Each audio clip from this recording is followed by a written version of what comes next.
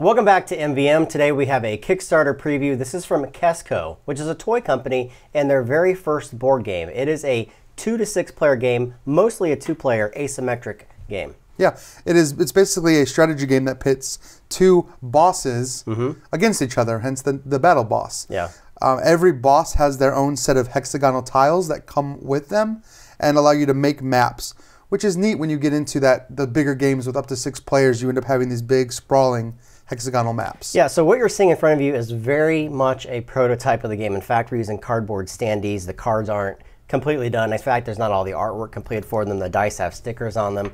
Everything here, just almost everything here is completely prototype components. Having said that, take a look at their Kickstarter page because it's really impressive the way that they're handling this. You can either buy a big box that has all 6 of the bosses in them, pre-painted, or you can buy them individually in these smaller boxes. So when you go to the store, you can say, oh, I really want to play with Ryu, who's the giant mechanized dragon. Or if you want to play someone else, you just buy that box and use it to be able to add to your play style. Yeah, it's an interesting sales strategy. And I think because they are a toy company, they put a lot of focus on the miniatures and the way the miniatures look. You're almost buying a toy that comes with a game with it, which I think is cool. It should be known that when you buy a box, you're getting the miniature, you're getting all the little army miniatures that come with it, you're getting all the cards, you're getting all the tokens. Everything you need to play that boss comes in one little box. Yeah, so we have the cardboard standees here. We also have a representation of what this is going to look like. So for instance, this is the boss. It's a giant. It's called Captain Boat, which is hilarious in and of itself. It's a giant boat that appears to be alive. He also has their own pirates. And of course, in the game we're just using pirate tokens, but they're going to have miniatures as well. So let's talk about what you're actually doing. We have a 2-player game set up. You can play multiplayer. You can play with teams, 3 versus 3.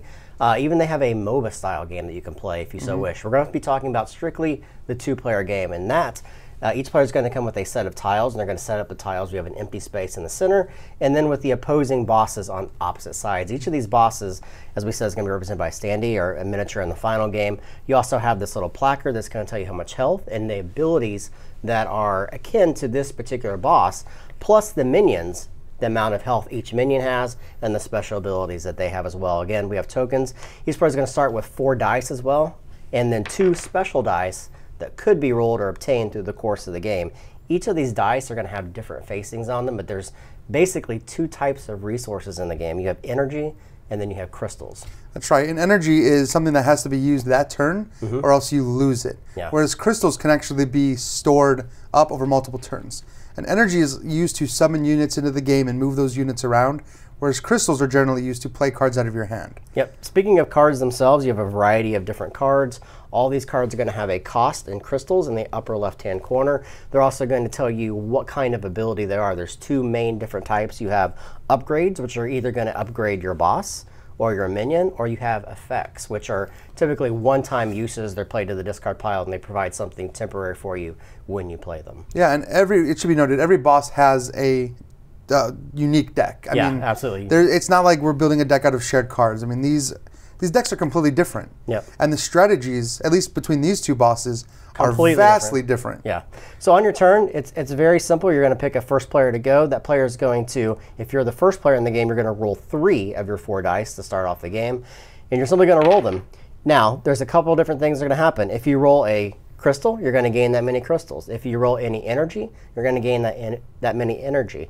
You also have one that allows you to basically explode. You're going to gain whatever the explosion is, plus you're going to continue rolling that die, gaining whatever resources they have as long as they keep exploding. And there's a multitude of different types of cards that can add to that as well. So once you're done rolling your dice, though, you're going to gather all those resources, and then you simply get to use the abilities from your boss or the abilities from your minion, or summon any of the cards that you have in play. Again, these cards are typically one-time effects, or they're going to be added to your abilities of your boss and your minions, giving you huge flexibility with what your faction can do within the game. Yeah, as you build your tableau, you're not only getting more abilities to use, you're getting some abilities that actually let you exchange the gem costs for the energy costs and vice versa.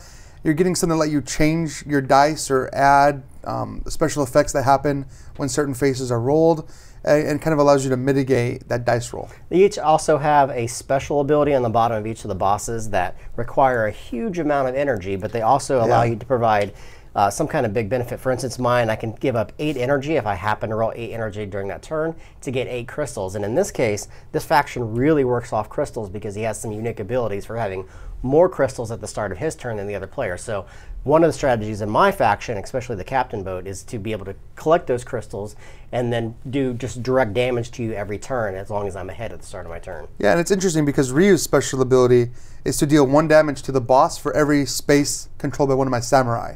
So I want my samurai to be all spread out across the board, controlling a lot of spaces to do a lot of damage. So you may want to ask, what are you actually doing with these? What are you trying to accomplish? Well, each of your bosses has an X number of hit points. In this case, we both have 15 hit points, and our minions have 1 hit point, so they're pretty squishy when you try to defeat them.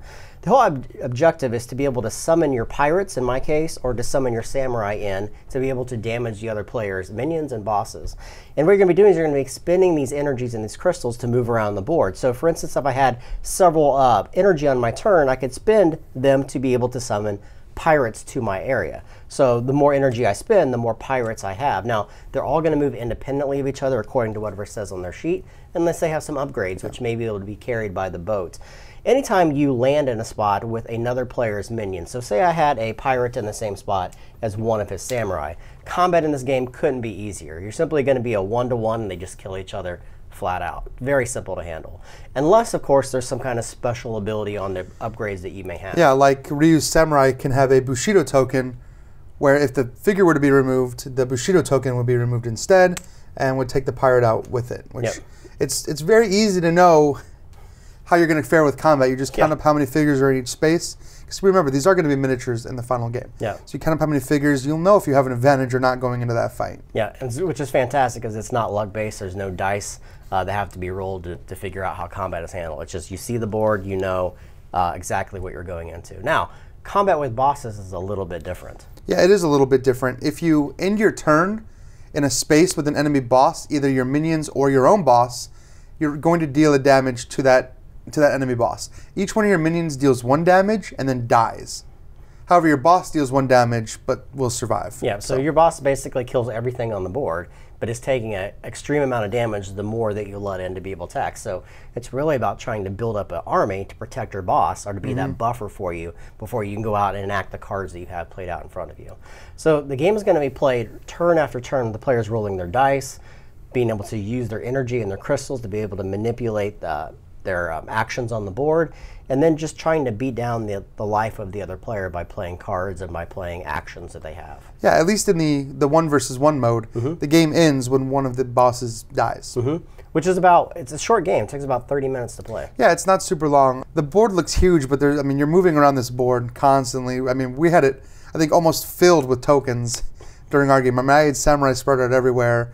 And one of the cool things I think about the pirates is you're also hunting for treasure. Yeah. Right? Like, so every deck is very thematic. Yeah, let's talk about it for a brief. Because my boat is actually my captain boat. I love that name.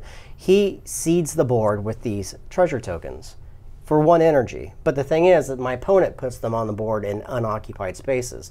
So, of course, he's putting them as far out as possible, meaning it's harder for me to find them. When I do find them, I have a variety of different upgrades from my deck that allow me to do things like heal or gain more crystals or be able to move pirates whenever I find treasure, even spawn new pirates. So there's an incentive for me to spend some energy and allowing my opponent to place them, but also it's really interesting because I'm trying to hunt them down while also trying to defend myself at the same time. Yeah, and I like the minions being tied into the boss. Like, you have your pirates with your boat. I have samurais with my obviously samurai-inspired dragon, but then you have like drones with the mech, and Cthulhu brings zombies, and so every boss brings unique minions and unique playstyles, unique playstyles into the game. Yeah.